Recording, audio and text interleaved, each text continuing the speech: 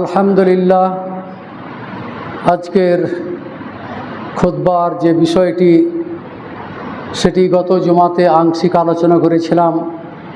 পরবর্তী অংশটা নিয়ে আজকে আলোচনা করব ইনশাআল্লাহ তাআলা। মুআয ইবনে জাবাল রাদিয়াল্লাহু তাআলা আনহু বলছেন, আওসানি রাসূলুল্লাহি সাল্লাল্লাহু আলাইহি ওয়াসাল্লাম বিআশরি কালিমাতিন।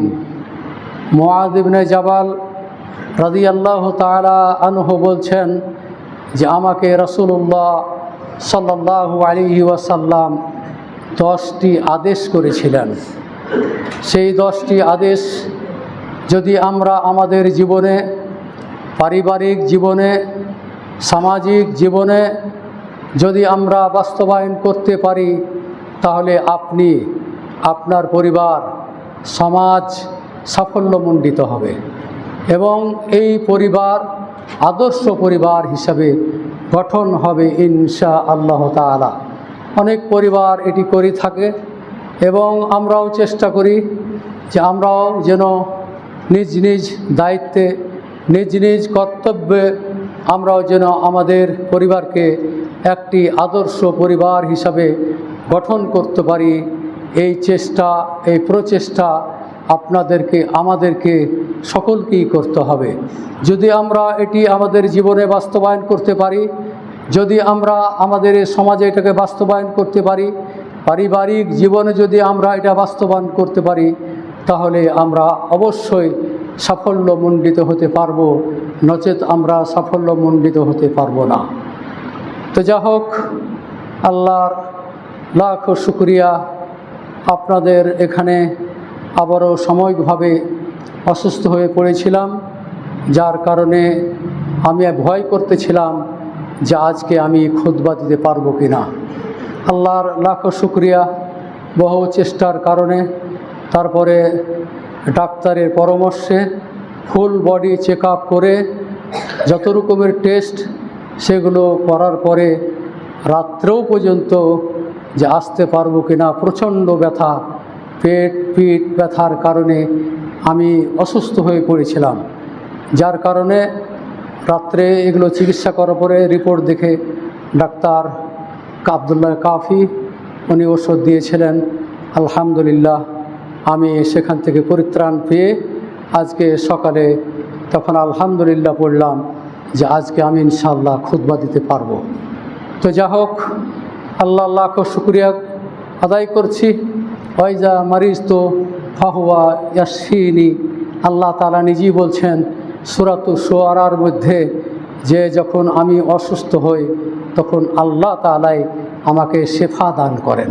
এটা হলো আল্লাহর আয়াত, সূরাতুশ শুআরার 80 নম্বর আয়াত। আল্লাহ তাআলা বলছেন ওয়াইজা মারিজ তো ফাহুয়া ইয়াশফিনি, আমি যদি অসুস্থ হয়ে পড়ি তাহলে শেফা দানকারীকে একমাত্র আল্লাহ তাআলা।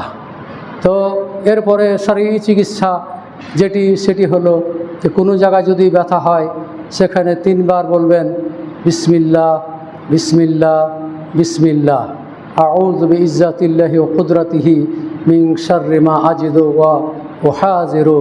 এইভাবে 7 বার করে যদি ফুঁ দেন, ইনশাআল্লাহ আস্তে আস্তে এই ব্যথা দূরীভূত হয়ে যাবে। তাহলে শারীরিক চিকিৎসা সেগুলো আমরা চেষ্টা করি, আপনারাও চেষ্টা করবেন, ইনশাআল্লাহ সফল হবেই ইনশাআল্লাহ। তো যা হোক, আল্লাহর লাখ শুকরিয়া যে আপনাদের মাঝে পুনরায় আমি আসতে পেরেছি, ভয় করতেছিলাম। যা হোক, আল্লাহ আমাকে শেফায় দান করেছেন, এটা আল্লাহর শুকরিয়া। আল্লাহর কাছে শুকরিয়া স্বরূপ হাজারো বার আমি আলহামদুলিল্লাহ পড়েছি। তো যা হোক, আমি যে খুতবার বিষয় নির্ধারণ করেছি সেটি হলো মুআয ইবনে জাবাল রাদিয়াল্লাহু তাআলা আনহু। তিনি বলছেন যে রাসূলুল্লাহ সাল্লাল্লাহু আলাইহি ওয়াসাল্লাম আমাকে 10টি উপদেশ দিয়েছিলেন। সেই 10টি উপদেশ যদি আমরা আমাদের জীবনে যদি বাস্তবায়ন করতে পারি, তাহলে আপনি সফল, আপনি অবশ্যই সফল হবেন। আল্লাহর পর তাওয়াক্কুল রেখে, আল্লাহর পর ভরসা রেখে যদি এই কাজগুলি আপনি করেন, তাহলে ইনশাআল্লাহ আপনি সাফল্যমণ্ডিত হতে পারবেন। এখানে যেটি হলো প্রথম 10টি উপদেশের মধ্যে প্রথম উপদেশ, আপনারা জানেন যে আমাদের দেশে এই শিরক জিনিসটা খুব কম বুঝে মানুষ।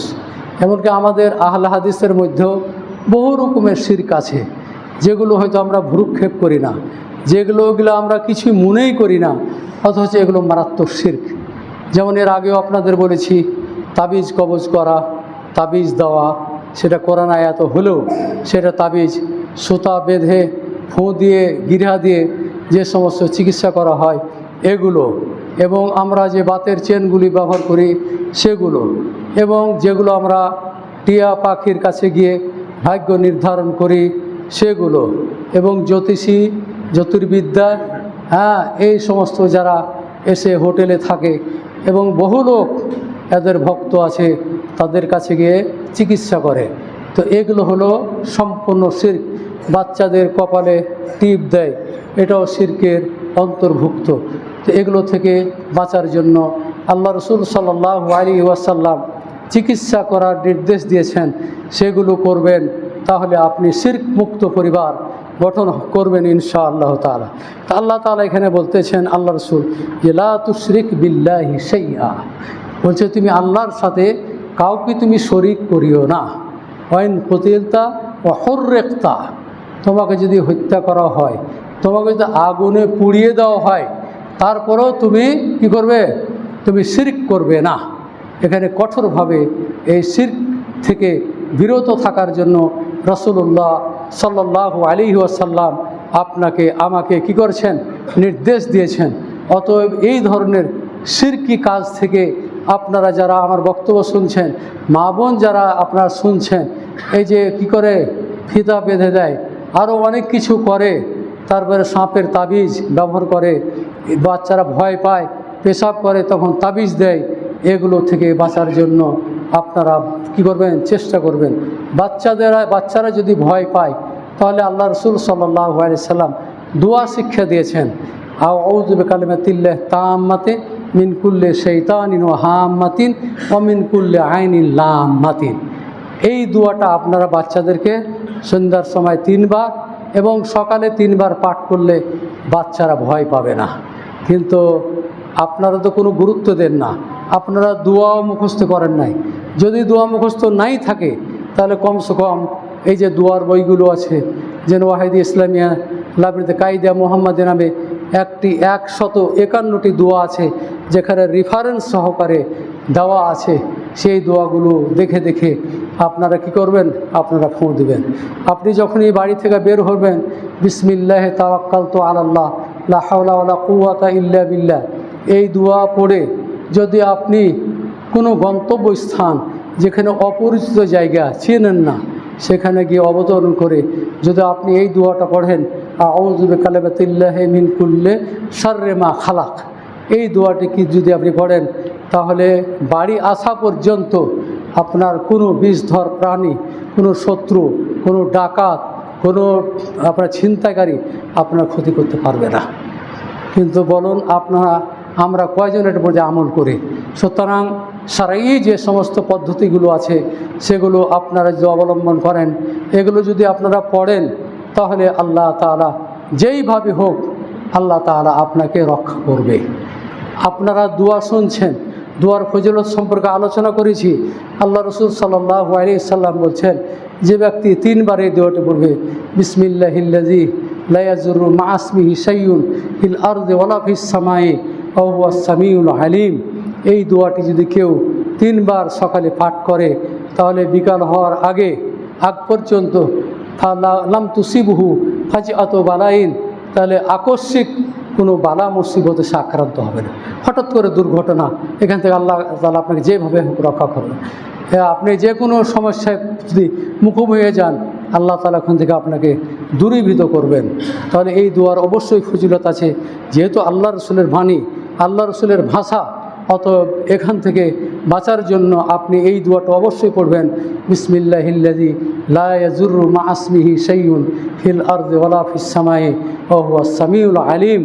এই 3টি দোয়া আপনি যদি পাঠ করেন, তাহলে ইনশা আল্লাহ তাআলা আল্লাহ তাআলা আপনাকে হঠাৎ কোনো বিপদের মুখোমুখি করবেন না। তো যা হোক, আমি যেটা বলতে চাচ্ছিলাম যে প্রথম উপদেশ সেটি আল্লাহ রসুল সাল্লাল্লাহু আলাইহি সাল্লাম বলছেন, তুমি যে কোনো যত রকমের শিরক আছে তুমি সেখান থেকে বেঁচে থাকবে, তুমি শিরক করবে না। তোমাকে যদি হত্যা করা হয়, তোমাকে যে বাধ্য করে, তাও তুমি শিরক করবে না। তোমাকে যে পুড়িয়ে ফেলা হয়, তাও তুমি শিরক করবে না। আল্লাহ রসুল সাল্লাল্লাহু আলাইহি সাল্লাম এটি কঠোরভাবে কী করেছেন?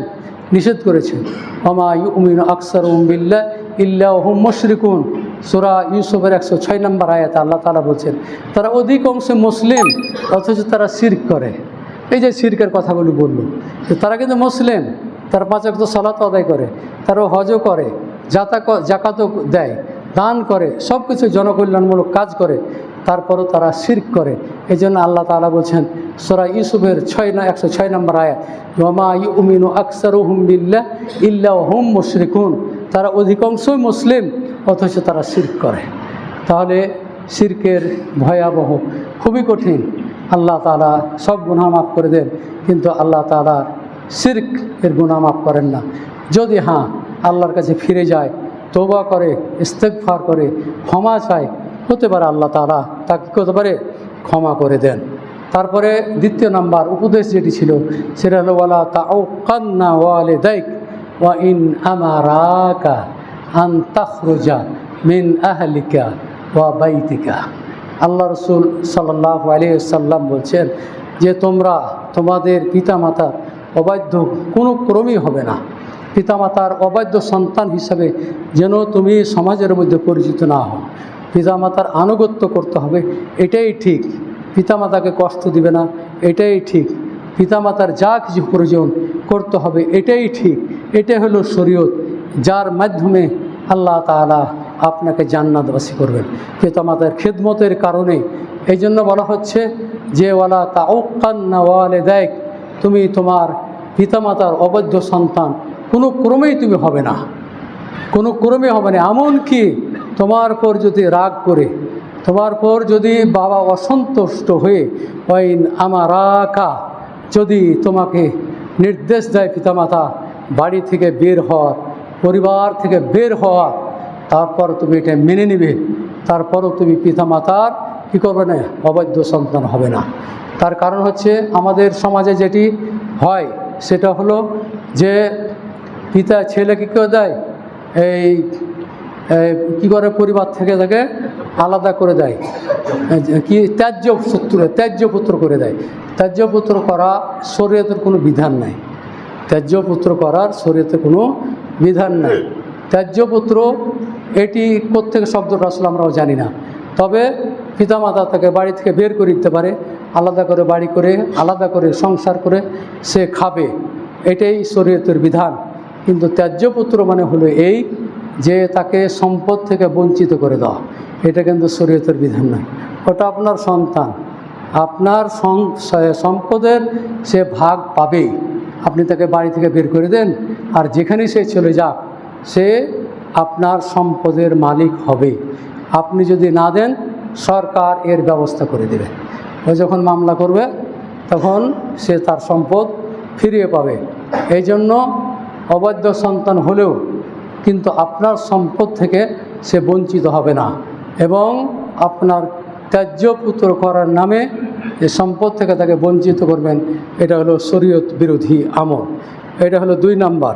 3 নাম্বার হলো যে ওয়ালা তাতরুকান্না সালাতান মাকতুবাতান ফাইন্না মান তারাকা সালাতান মাকতুবাতান মুতাআম্মিদান ফাকাদ বারিয়াত জিম্মাতুল্লাহ মিনহু, ফাকাদ বারিয়াত মিনহু জিম্মাতুল্লাহ।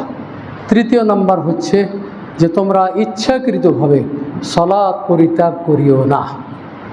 ইচ্ছাকৃতভাবে তোমরা সালাত পরিত্যাগ করিও না।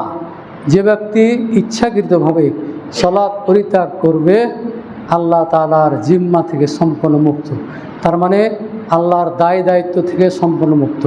আল্লাহ তাআলা তাকে তার উপর রহমত থেকে সে বঞ্চিত হয়ে যাবে। আর যে ব্যক্তি আল্লাহর রহমত থেকে বঞ্চিত হয়ে যাবে সে কোনোদিনই প্রত্যারান পাবে না, তাকে জাহান্নামে নিক্ষিপ্ত হতে হবে। এই জন্য ইচ্ছাকৃতভাবে কেউ যেন সালাত পরিত্যাগ না করে। আপনি একজন অভিভাবক, আপনার দায়িত্ব হলো আপনার সন্তানকে 5 ওয়াক্ত সালাত পড়ার জন্য আপনাকে আদেশ দিতে হবে। মুরু আওলাদাকুম ওহম আবনাউ সাবঈ সিনিন, মুরু আওলাদাকুম বিসসালাত ওহম আবনাউ সাবঈ সিনিন। যখন তোমার বাচ্চার বয়স যখন 7 বছর হবে তখন অবশ্যই তুমি বাচ্চাকে মসজিদমুখী করবে, মসজিদে নিয়ে যাওয়ার জন্য তাকে চেষ্টা করবেন।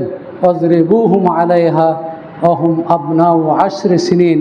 যখন বাচ্চার বয়স 10 বছর হবে তখন অবশ্যই তাকে আপনারা মসজিদে নিয়ে আসবেন। তাকে মারপিট করে হলেও, তাকে ধমক দিয়ে হলেও, তাকে শাসনের মাধ্যমে হলেও তাকে কী করবেন? মসজিদমুখী করবেন। মসজিদে তাকে নিয়ে আসতেই হবে। কারণ সালাত এমন একটি ইবাদত যে ইবাদত না করলে আপনাকে জাহান্নামে যেতে হবে। আপনি যদি ইবাদত না করেন তাহলে আপনাকে শাস্তি ভোগ করতে হবে। যার কারণে সালাত এমন একটি ইবাদত। ভিতরে মনে হয় জায়গা আছে, আপনারা ভিতরে চলে আসুন। কিছু কিছু লোকের জায়গা হবে, আপনারা ভিতরে চলে আসুন। যেটা বলছিলাম যে রাসূলুল্লাহ সাল্লাল্লাহু আলাইহি সাল্লামের 10টি উপদেশের মধ্যে একটি হচ্ছে তারকুস সালাত আমাদান, ইচ্ছাকৃতভাবে সালাত পরিত্যাগ করা। এটি কিন্তু জাহান্নামে যাওয়ার একটি মাধ্যম। সুতরাং এখান থেকে আপনাদেরকে বের হয়ে আসতে হবে। এরপরে 4 নম্বর যেটি যে আল্লাহ রসুল সাল্লাল্লাহু আলাইহি ওয়াসাল্লাম বলছেন, ওয়ালা তাশরাবান্না খামরান ফাইন্নাহু রাসু কুল্লি ফাহিশাতিন। আমাদের এই যুব সমাজ যে কারণে ধ্বংস হয়ে যাচ্ছে সেটির মূল কারণ হচ্ছে যে তারা নেশায় আসক্ত হয়ে গেছে। নেশায় তারা আসক্ত হয়ে গেছে। তারা এমন বন্ধুদের সাথে উঠা বসা করে যে বন্ধুরা হলো নেশাখোর, যে বন্ধুরা হলো ইয়াবাখোর, যে বন্ধুরা হলো ফেন্সিডিলখোর, যত রকমের খোর পার্টি আছে সবগুলোর সাথে উঠা বসার করার কারণে আপনি নিজেও বুঝতে পারছেন না আপনার ছেলেরা কোন পরিবেশে কাদের সাথে উঠা বসা করে। আপনি একজন অভিভাবক হয়ে কোনোদিন আপনি খোঁজ খবর নেন নাই, যার কারণে এই সন্তানেরা কী হয়ে যাচ্ছে? দিনের দিন ধ্বংসের দিকে চলে যাচ্ছে। এই ধ্বংসের মধ্যে পতিত হচ্ছে। আপনি বহু টাকা পয়সা দিয়ে আপনার ছেলেদেরকে আপনি লেখাপড়া করাচ্ছেন। আপনি একজন আদর্শ ছেলে হিসেবে গড়ে তোলার পিতামাতার এটা দায়িত্ব, আপনি এই দায়িত্ব পালন করছেন। কিন্তু আপনার ছেলেদের এই যে বদ অভ্যাস, তারা যে মাদকাসক্ত হয়ে যাচ্ছে, এই ব্যাপারে আপনার কোনো ভূমিকা নাই। এই ব্যাপারে আপনি কোনো রকমের খোঁজ খবরও নেন নাই যে আমার ছেলে কোন শ্রেণীর ছেলেদের সাথে কাদের সাথে উঠা বসা করে। আপনি একজন অভিভাবক হিসাবে কোনোদিন আপনি এটির খোঁজ খবর নেন নাই, যার কারণে আপনি বহু টাকা ছেলের পিছনে খরচ করছেন, কিন্তু টাকাটা কোথায় খরচ করছে আপনি একবারও আপনি খোঁজ খবর নেন নাই। যার কারণে শেষ সময়ে দেখা যায় যে আপনার ছেলে আপনার গলাতে তখন ছুরি ধরতে দ্বিধাবোধ করবে না। টাকার জন্য যখন আপনি তাকে শাসন করবেন, আপনার শাসন সে মানবে না। আপনি যখন তাকে কঠোরতা তার প্রতি অবলম্বন করবেন, তখন আপনার প্রাণ নাশ করে ছাড়বে, আপনাকে হত্যা করে ছাড়বে এই ধরনের সন্তান।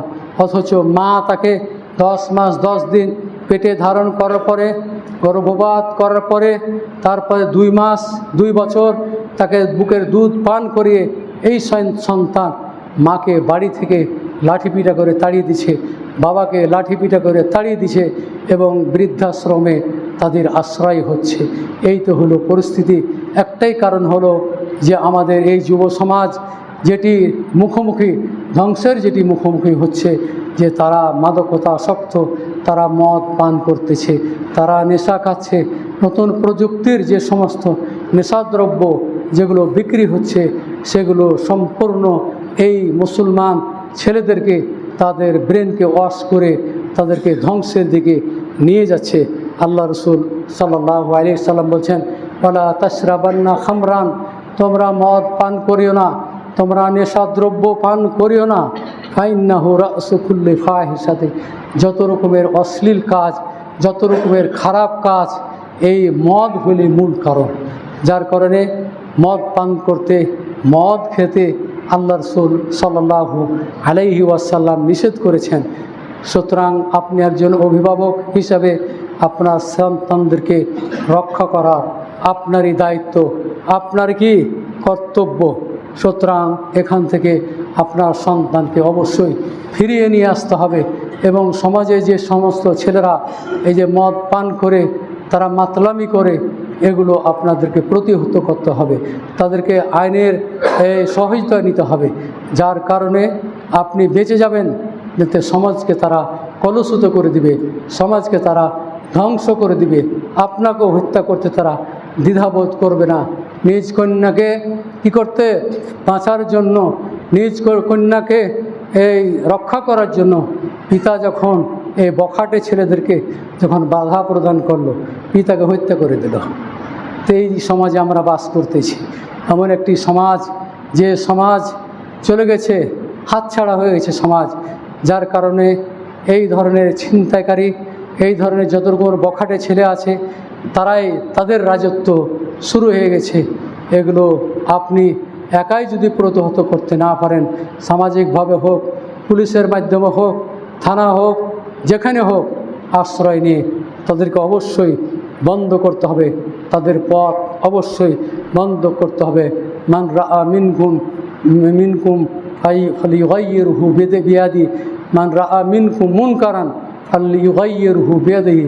যখনই কোনো অশ্লীল কাজ, অশালীন কাজ, খারাপ কাজ যখন দেখবে, তখন তুমি তাকে অবশ্যই শক্তি দিয়ে প্রতিহত করতে হবে। এরপরে আল্লাহ রাসূল সাল্লাল্লাহু আলাইহি সাল্লাম বলছেন, ওয়া ইয়াকা ওয়াল মাসিয়া, বলা হচ্ছে পাপ কাজ থেকে তোমরা বেঁচে থাকো। কারণ যদি কেউ পাপ কাজ করতেই থাকে, পাপে যদি আপনি ডুবে থাকেন, পাপে যদি আপনি নিমজ্জিত হয়ে যান, তাহলে আল্লাহ রাসূল সাল্লাল্লাহু আলাইহি সাল্লাম হাল্লা সাখতুল্লাহ, আল্লাহর ক্রোধ তখন হালাল হয়ে যাবে। আর আল্লাহ যার পরে রাগান্বিত হয়ে যাবেন, তার আর কোনো রেহাই নেই, বাঁচার কোনো উপায় নেই। আল্লাহকে রেজা, আল্লাহর সন্তুষ্টি কামনা করতে হবে। আল্লাহর ক্রোধ যদি আপনার পরে হয়ে যায়, তাহলে আপনি সেখান থেকে বাঁচতে পারবেন না।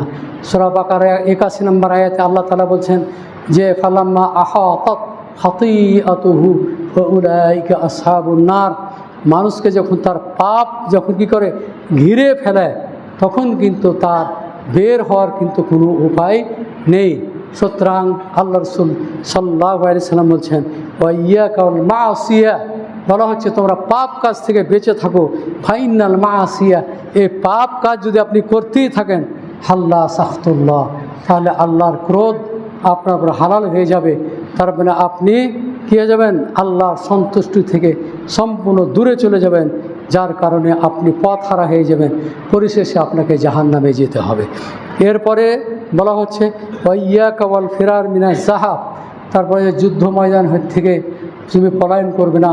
যুদ্ধ যখন মুসলিম কাফেরদের মাঝে যখন সংগঠিত হবে, যেমন ফিলিস্তিনে হচ্ছে, যেমন মুসলিম আর কাফেরদের মধ্যে যুদ্ধ চলতেছে, এখান থেকে কেউ পলায়ন করবে না।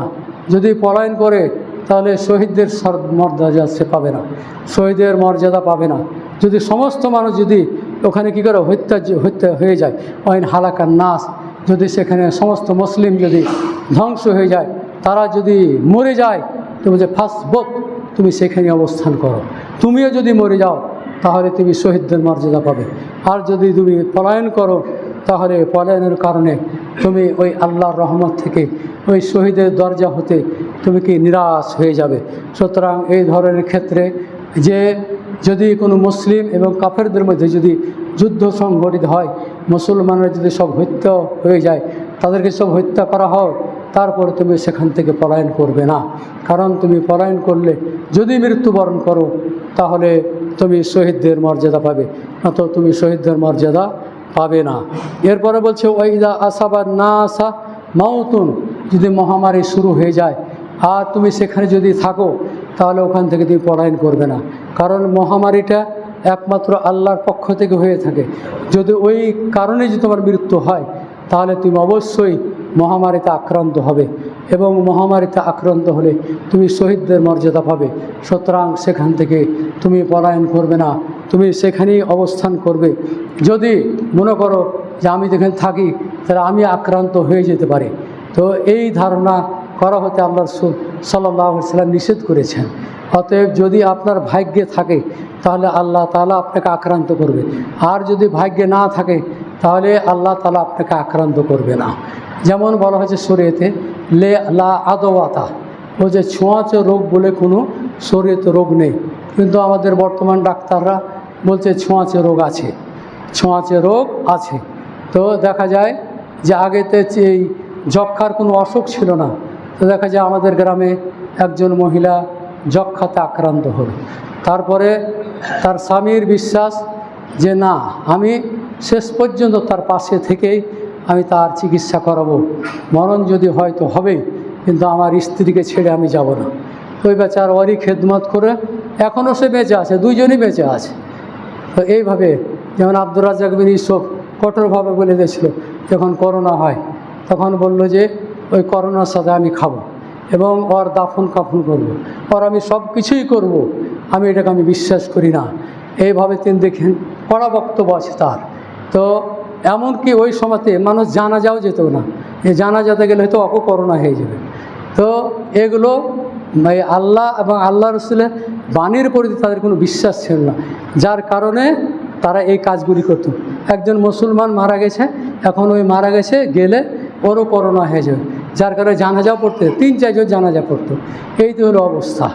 তো যা হোক, যেটা বলতে চাচ্ছিলাম যে আল্লাহ রসুল যেটা বলেছেন তার উপরই বিশ্বাস রাখতে হবে, তার উপরই আস্থা রাখতে হবে, তাহলে আপনি কৃতকার্য হবেন। এরপরে বলা হচ্ছে যে আনফিক আলা আইয়ালিকা, তুমি তোমার পরিবারের উপর তুমি ব্যয় করো, মিন তাউলিকা, তোমার সামর্থ্য অনুযায়ী, তোমার ক্ষমতা অনুযায়ী, তোমার পরিবারের দায়িত্ব তোমার উপরই, তুমি তোমার স্বার্থ অনুযায়ী তোমার স্ত্রীকে, তোমার পরিবারকে তুমি খাওয়াবে।